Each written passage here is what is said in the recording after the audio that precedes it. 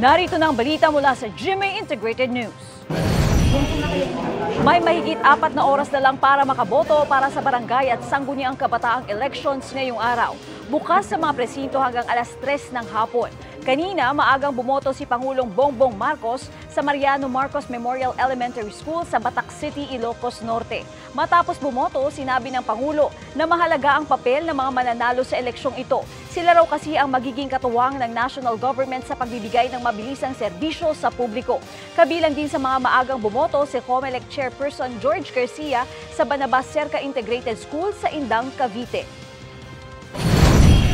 Narito naman ang iba pang balitang binabantayan ng GMA Integrated News. Muntinlupa Elementary School, isa sa 2 lugar sa bansa kung saan ginawa ang pilot testing ng early voting hours para sa mga senior citizen, may kapansanan, buntis at iba pang nasa vulnerable sector.